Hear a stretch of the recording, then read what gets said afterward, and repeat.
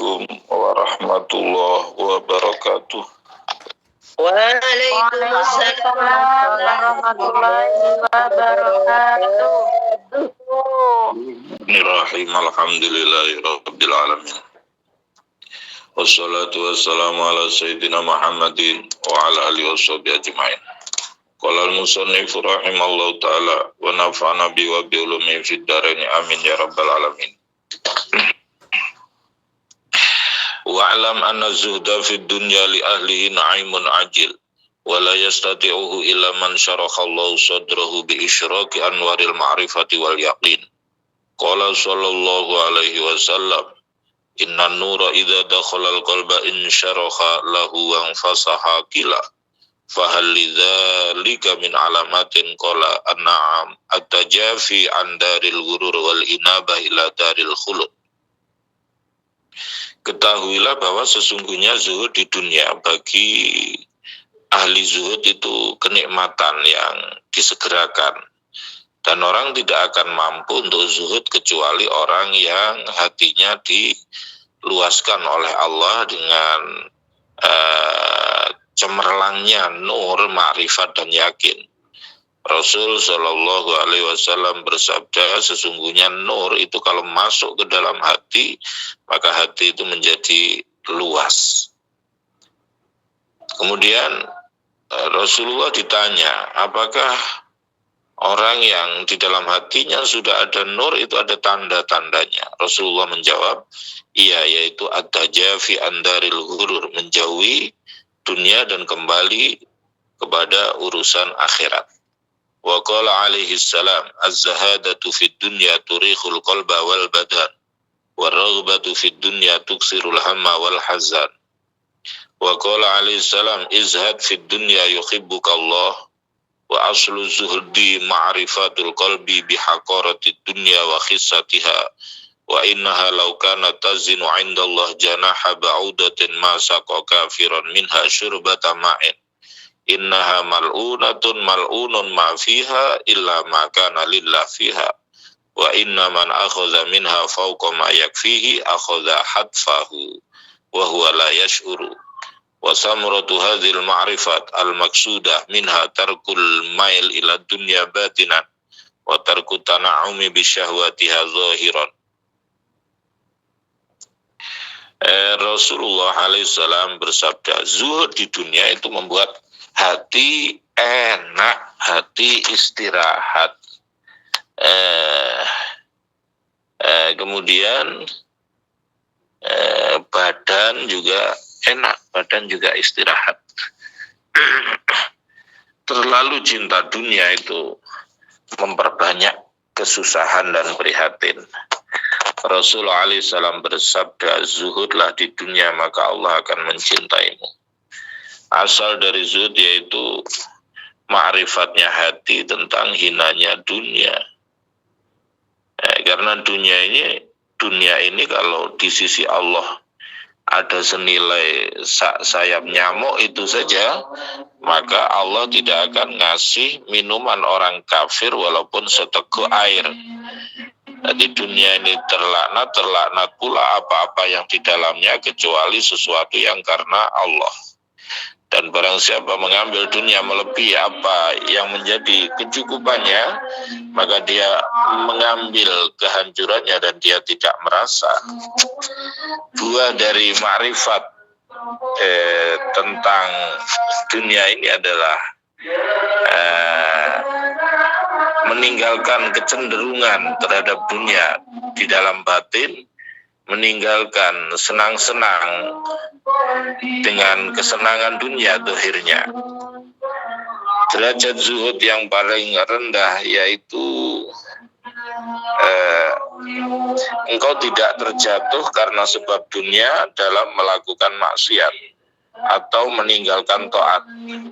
Zuhud yang paling tinggi derajatnya alla ta'khudha minad dunya syai'an hatta ta'lama anna akhdahu. Kamu tidak mengambil dari dunia sesuatu sampai kamu mengetahui bahwa mengambil sesuatu bagian dari dunia itu lebih dicintai oleh Allah daripada meninggalkan sesuatu tersebut. Di antara Dua derajat ini ada derajat yang banyak. Bagi orang yang zuhud, yang sungguh-sungguh, itu ada tanda-tandanya.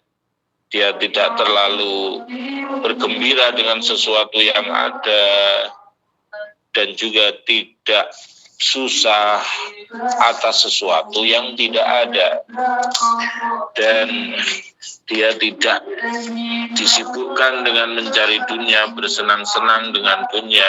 Kama huwa khairun lahu inda rabbih. Wa alaika, hendaknya engkau mengeluarkan hubbid dinar wa dirham, mengeluarkan terlalu cinta dinar dan dirham, terlalu mencintai uang, mingkol bika dari hatimu, hatta yasira indaka bimanzilatil hajar wal madar, sehingga uang ini di sisimu posisinya seperti batu dan tanah padas, ya. Wa bi ikhraji hubbil manzilah indan nas, dan mengeluarkan terlalu cinta kedudukan di sisi manusia dari hatimu, sehingga engkau dipuji atau dicela mereka. Mereka menghadap atau membelakangimu, itu sama saja, karena terlalu cinta kedudukan, pangkat, itu juga membahayakan kepada pemiliknya, seperti halnya lebih membahayakan dibanding terlalu cinta terhadap harta. Keduanya menunjukkan kalau orang tersebut sangat cinta terhadap dunia. Asal dari cinta kedudukan itu adalah senang diagungkan, senang dimuliakan. Padahal agung, mulia itu adalah sifat kepunyaan Allah. Maka kalau dia senang dimuliakan, dia telah merebut sifat yang sesungguhnya, kepunyaan Allah. Kalau terlalu cinta terhadap harta, itu sumbernya karena senang bersenang-senang dengan syahwat, dengan kesenangan, dan itu sifatnya hewan. Nabi bersabda dari Allah, yaitu hadis qudsi, keagungan itu adalah sifatku, keagungan adalah sifatku. Barang siapa merebut salah satu dari kedua hal itu dariku, maka aku akan melemparnya ke api neraka jahanam. Rasul Shallallahu Alaihi Wasallam bersabda, "Mazibani ja'iani ursila fi zaribati ghunamin bi afsadalaha min hubbi syaraf wal mal fi dinir rajul al muslim." Tidaklah ada dua harimau yang lapar yang dilepas di kandang kambing itu lebih merusak daripada cinta dimuliakan, senang dimuliakan, dan senang harta pada agama seorang muslim. Wa alaika bi isari taqallul minad dunya wal iktisar ala ma la budda minhu min malabisiha wa ma'kaliha wa manakihiha wa masakiniha wa sairi amtiatiha. Hendaknya engkau memilih menyedikitkan dunia, mencukupkan dengan apa yang dibutuhkan, pakaian, makanan, orang yang dinikahi, rumah, dan kesenangan-kesenangan lainnya. Takutlah kamu kalau kamu mengikuti kesenangan dunia dan engkau mengaku zuhud, kamu membuat hujah dengan hujah yang tidak tepat di sisi Allah. Kamu membuat takwil yang jauh dari kebenaran. Berpalingnya Rasulullah Shallallahu Alaihi Wasallam dan nabi-nabi sebelumnya dan imam-imam setelah Nabi Muhammad dari enak-enakan urusan dunia. Padahal kalau mau beliau-beliau itu mampu, ya, itu tidak diragukan lagi bagi orang yang punya ilmu. Wa idza lam taqdir ala zuhdi fid dunya fama anta tarifa bi raghbati fiha. Kalau kamu tidak mampu zuhud di dunia, bagaimana lagi kamu bisa mengakui bahwa kamu cinta dunia? walasta ma'lufan illa 'alaiha wa tamattu biha ala wajhin muharram fi syar'i. Wa zuhdu maqamun fawqa dzalik. Zuhud itu maqam melebihi itu semua.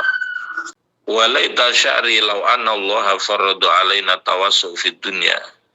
Andaikan Allah mewajibkan kepada kita untuk berluas urusan dunia, famin aina al-qudratu alaihi. Dari mana kemampuan seperti itu di zaman yang azza fihi ma yuwari al-aurat, di zaman yang sulit untuk orang menutup aurat atau makan dari sesuatu yang halal. Fa inna lillah wa inna ilaihi raji'un. Itu tentang keutamaan zuhud. Faslun wa 'alaika bitawakal. Pasal ini menerangkan tentang tawakal kepada Allah, karena orang yang tawakal kepada Allah, Allah akan mencukupinya, menolongnya, menyayanginya, ya. Barang siapa bertawakal kepada Allah, Allah yang mencukupinya. Tawakal itu adalah buah dari kesungguhan tauhid, ya. Ketetapan tauhid di dalam hati, dan juga tauhid menguasai hati. Allah berfirman, la ilaha illa huwa fattakhidhu wakila. Tiada Tuhan kecuali Allah, maka jadikanlah Allah zat yang dipasrai segala urusan. Maka lihatlah bagaimana Allah memulai dengan menetapkan sifat ketuhanan, kemudian menetapkan keesaan Allah sebagai Tuhan, kemudian baru memerintahkan untuk tawakal. Waqad amara ibadahu bitawakal.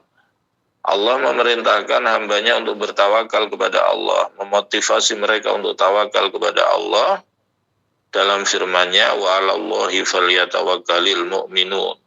Dan kepada Allah hendaknya orang mukmin itu senantiasa tawakal. Allah berfirman, fatawakkal 'alallah innallaha yuhibbul mutawakkilin. Bertawakallah kepada Allah, sesungguhnya Allah mencintai orang yang tawakal. Rasul sallallahu alaihi wasallam bersabda, "Lau tawakkaltum 'alallahi haqqa tawakkulihi la razaqakum kama yarzuqut tayra taghdu khimasan wa taruhu bitonan." Rasul bersabda, kalau kamu tawakal kepada Allah dengan sesungguh-sungguhnya tawakal, maka Allah akan memberikan rizki kepadamu seperti halnya Allah memberikan rizki kepada burung. Burung berangkat pagi perutnya dalam keadaan kosong, pulang sore dalam keadaan kenyang. Ketahuilah bahwa asal dari tawakal kepada Allah yaitu ma'rifatnya hati bahwa segala urusan itu ada dalam kuasa Allah. Baik sesuatu yang bermanfaat atau sesuatu yang mudarat, sesuatu yang membuat susah, sesuatu yang menyenangkan. Dan sesungguhnya makhluk kalau mau berkumpul semuanya untuk berbuat manfaat kepada seseorang, maka dia tidak akan bisa berbuat manfaat kecuali sesuatu yang sudah dipastikan oleh Allah. Kalau mau berbuat mudarat, tidak akan bisa kecuali sudah dipastikan oleh Allah. Disyaratkan untuk keabsahan tawakal, yaitu engkau tidak bermaksiat kepada Allah dengan sebab tawakal tersebut, atau menjauhi, ya, wa anta jitaniba ma nahaka anhu, engkau menjauhi sesuatu yang Allah larang engkau dari melakukan hal tersebut. Engkau melakukan apa yang diperintahkan Allah kepadamu, dan semuanya itu berpedoman kepada Allah, minta tolong kepada Allah, pasrah kepada Allah. Tidaklah mengurangi tawakalmu ketika engkau masuk dalam sebab-sebab duniawi, ketika engkau berpedoman, ya, kepada Allah, bukan kepada sesuatu tersebut. Barang siapa tawakalnya itu benar, maka dia akan lemah dalam masuk kepada sebab duniawi. Adapun tajrid, artinya tidak masuk kepada sebab duniawi sama sekali, itu tidak akan berhasil kecuali bagi orang yang dia terus menghadap kepada Allah, hatinya suci dari noleh kepada selain Allah, dan walam yudayyi bisababihi min hammi iyalin alaihi min khalqillah. Dia tidak menyia-nyiakan dengan sebab tawakal itu susahnya keluarga. Rasul Shallallahu Alaihi Wasallam bersabda, "Kafa bil mar'i isman ayyudayya ma ya'ulu." Cukuplah bagi seseorang untuk berdosa kalau dia menyia-nyiakan orang yang berada dalam tanggungannya. Ketahuilah bahwa menyimpan berobat dari sakit itu tidak mengurangi nilai tawakal seseorang. Yang meyakini bahwa yang membuat kaya, yang ngasih manfaat dan mudarat itu hanya Allah saja. Rasulullah juga menyimpan makanan untuk keluarganya. Hal ini menunjukkan tentang kebolehan hal tersebut. Rasul Shallallahu Alaihi Wasallam itu tidak menyimpan untuk dirinya sesuatu sampai besok, tapi kadang orang lain yang melakukan. Waqad su'ila, Rasulullah ditanya tentang 70.000 orang yang masuk surga dengan tanpa hisab dari umatnya. Rasulullah menjawab, hum alladzina la yastarqun wa la yaktawun wa la yatatayyarun wa ala rabbihim yatawakkalun. Orang tawakal yang sungguh-sungguh itu tanda-tandanya ada 3. Yang pertama, dia tidak berharap dan tidak takut kecuali hanya kepada Allah. Tanda-tandanya dia menampakkan kebenaran kepada orang yang diharapkan, dan dia takut kepada makhluk seperti penguasa. Wasaniyah alla yudkhila qalbahu ham rizki.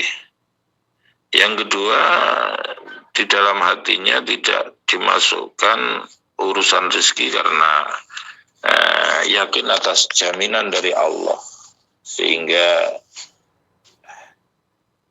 ketenangan hatinya ketika tidak ada sesuatu yang dibutuhkan, seperti tenangnya ketika ada sesuatu tersebut.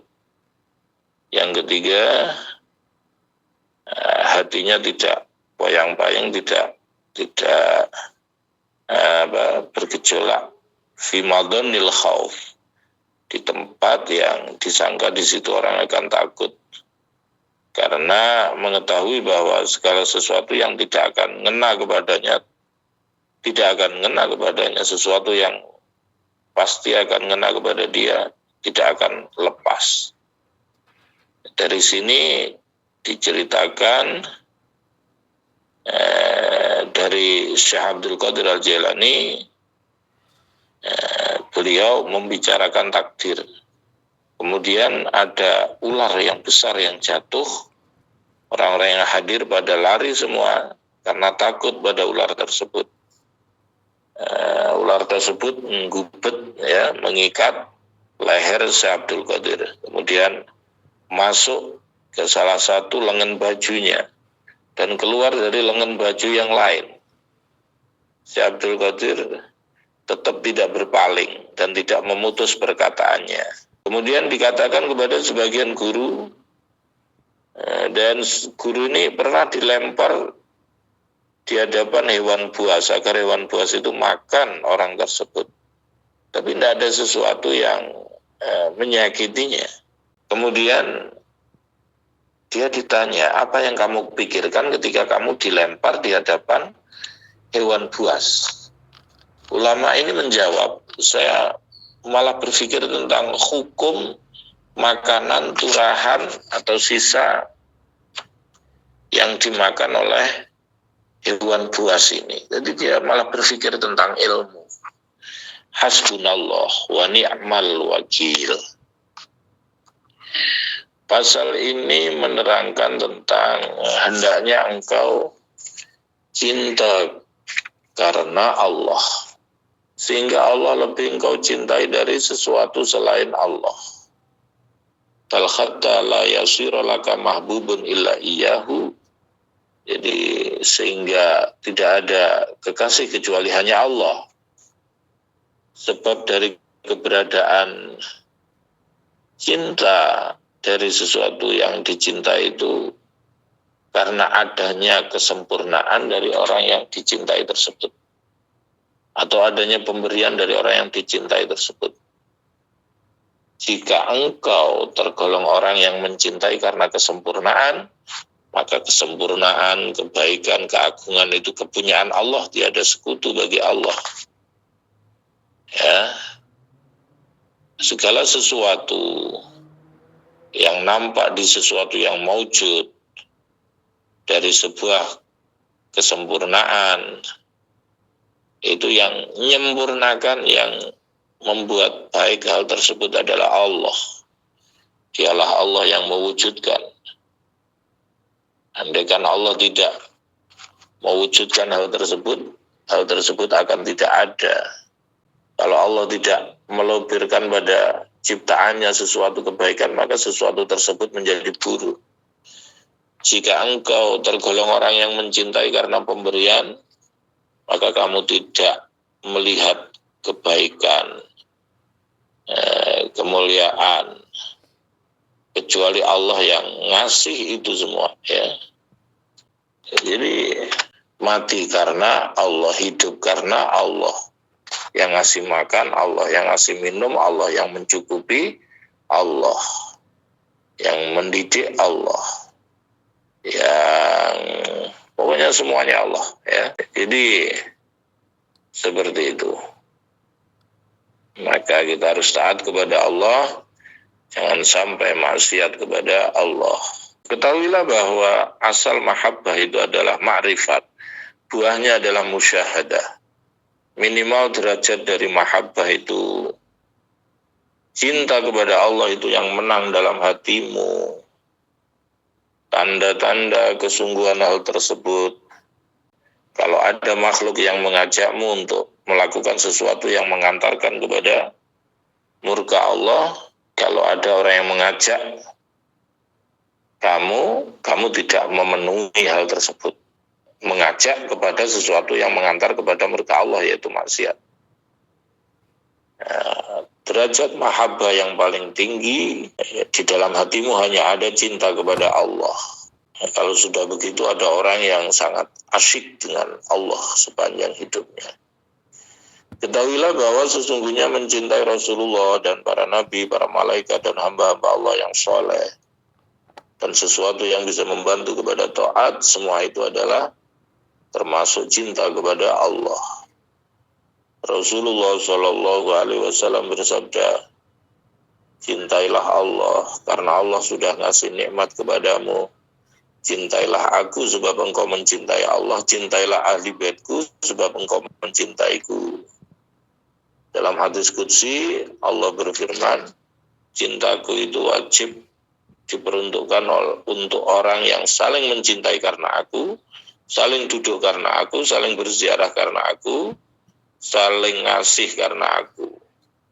Cinta yang sungguh-sungguh itu tandanya yang paling agung, yaitu sempurnanya mengikuti Rasulullah Shallallahu Alaihi Wasallam dalam perkataannya, perbuatannya, akhlaknya. Allah berfirman, "Qul in kuntum tuhibbunallaha fattabi'uni yuhibbukumullah." Katakan, jika engkau mencintai Allah, maka ikutilah aku, maka Allah akan mencintai. Jadi dengan mencintai Allah, maka orang kemudian mengikuti orang yang dicintai Allah. Jika banyak, maka banyak. Jika sedikit, maka sedikit. Wallahu ala ma naqulu wakil wa alaika birridha wallahu a'lam bishawab. Al-Fatihah. A'udzu billahi minasyaitonir rajim. Bismillahirrahmanirrahim. Alhamdulillahirabbil alamin arrahmanir rahim maliki yaumiddin. Iyyaka na'budu wa iyyaka nasta'in ihdinas siratal mustaqim siratal ladzina an'amta 'alaihim siratal mustaqim siratal ladzina an'amta 'alaihim amin. Itulah bab zuhud, tawakal, mahabbah Semoga bermanfaat. Sekian dan demikian, kurang lebihnya mohon maaf. Waalaikumsalam warahmatullahi wabarakatuh. Waalaikumsalam warahmatullahi wabarakatuh. Assalamualaikum warahmatullahi wabarakatuh. Waalaikumsalam warahmatullahi wabarakatuh. Saya bertanya, kata Ustaz, orang yang tidak bertobat itu bagaimana untuk menebus apa itu puasa Ramadan yang tahun-tahun sebelumnya? Dan terima kasih, mohon jawabannya. Wassalamualaikum warahmatullahi wabarakatuh. Waalaikumsalam warahmatullahi wabarakatuh. Assalamualaikum warahmatullahi wabarakatuh. Izin bertanya nggih Abah. Abah pertanyaannya seperti ini, intinya saja nggih. Boleh nggak kalau kita itu ngasih tapi bukan ke sesama teman saudara muslim seperti itu. Nah, contohnya kan seperti ini.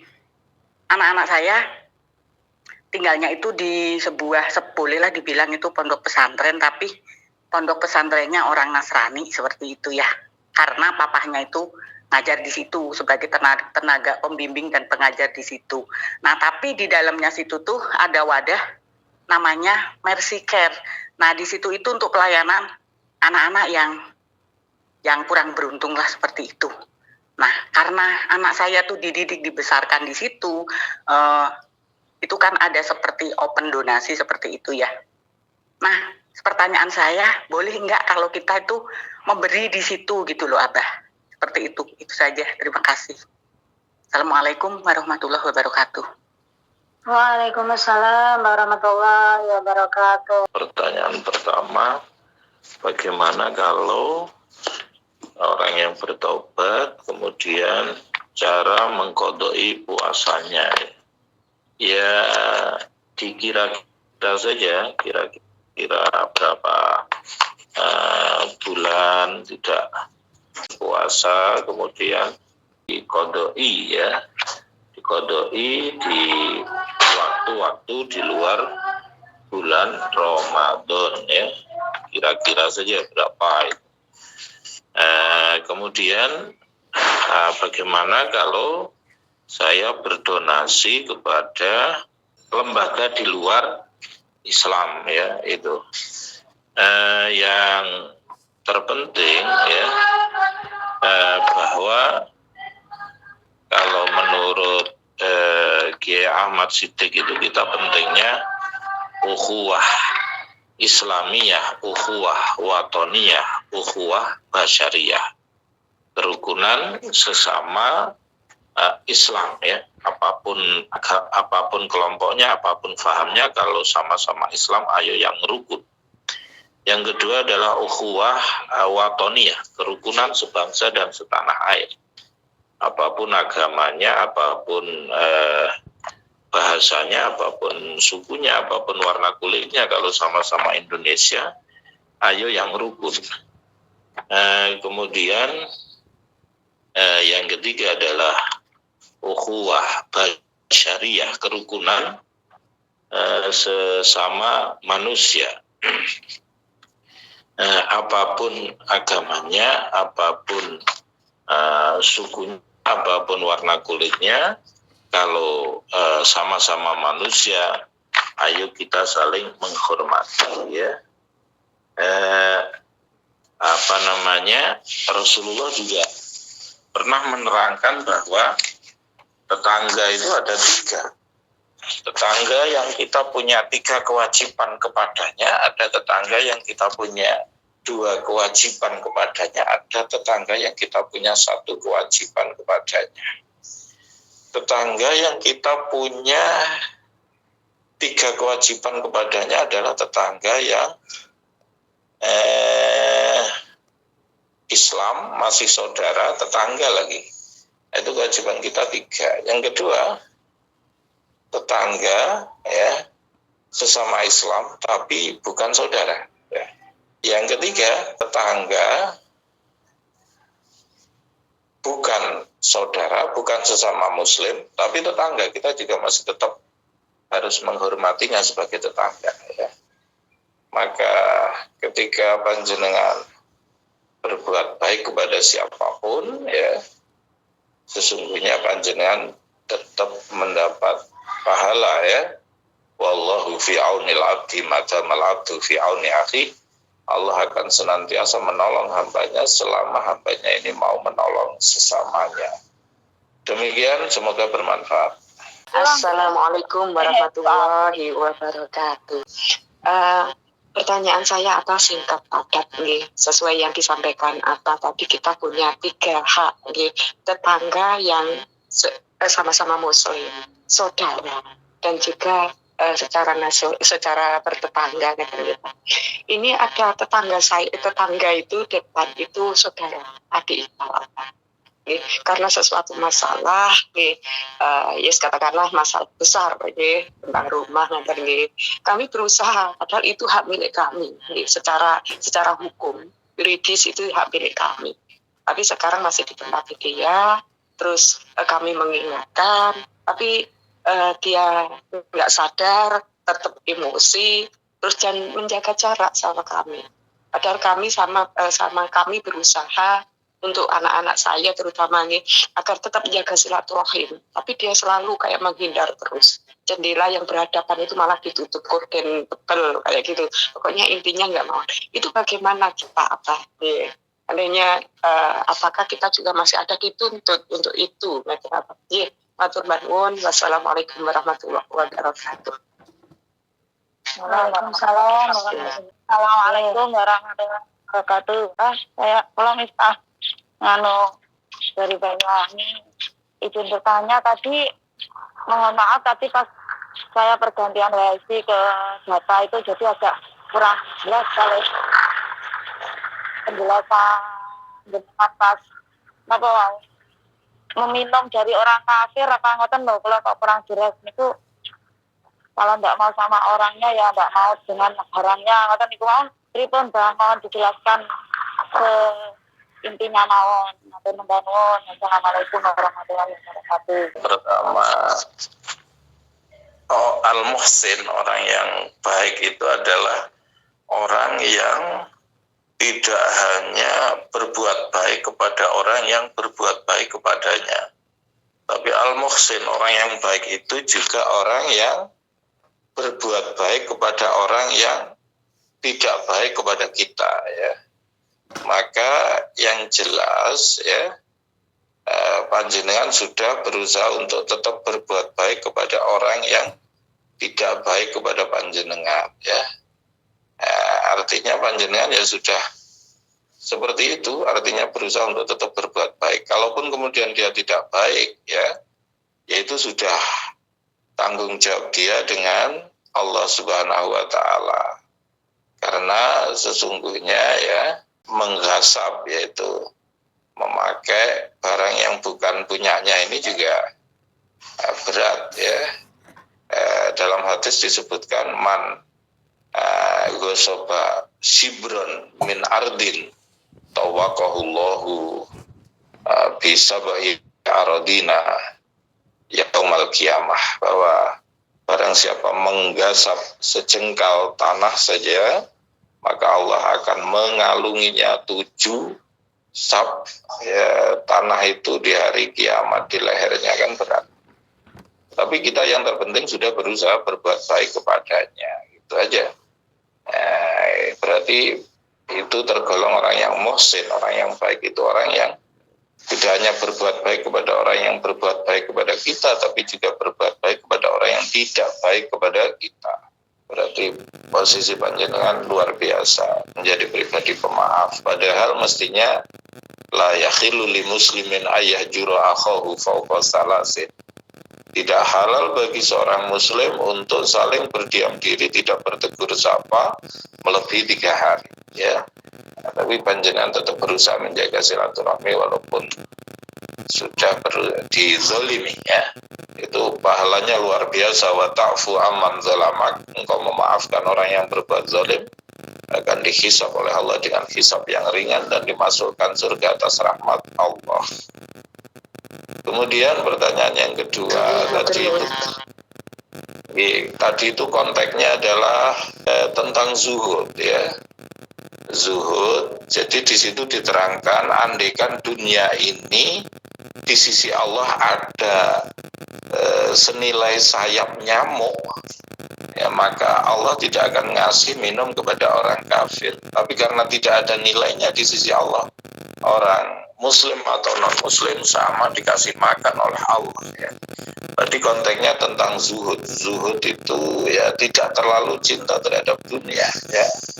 Nah, itu tidak terlalu berambisi terhadap hal-hal yang bersifat duniawi. Ya, artinya di hadapan Allah itu bukan yang paling kaya, ya. Takwa yang paling banyak ibadahnya kepada Allah. Yang dilihat itunya, bukan kok yang paling kaya, karena kekayaan itu, dunia itu tidak ada nilainya di sisi Allah. Bisa dipahami, Mbak Miftahudin? Insya Allah saya ikut ke Sumatera Banten. Ya, ceritanya seperti itu. Baiknya dalam bab zuhud, ya. Allahumma shalli ala sayyidina Muhammad wa ala ali sayyidina Muhammad walhamdulillahirabbil alamin. Allahumma lakal hamdu syukran. Amin. Terima kasih karena taisir lagi hasil. Nasallu al-yusra wal akhirah. Allahumma shalli ala sayyidina Muhammad wa ala rizqi wal futuhat ya sya. Itu dalina rizqan dan hidayatan min khazaini yadika bi minati makhluqin bi ta'ala. Allahumma barik lana fi ilmina wa barik lana fi umrina wa barik lana fi rizqina wa barik lana fi dzurriyyatina. Allahumma anfa'na bima 'allamtana wa zidna ma yanfa'una wa ja'al jami'a amalina khalisatan wa tajal barakatin ya arhamar rahimin. Allahumma Rabbana atina fid dunya hasanah wa fil akhirati hasanah wa qina adzabannar. Subhana rabbika rabbil izzati amma yasifun wa salamun alal mursalin walhamdulillahi rabbil alamin. Bi barakatil Fatihah.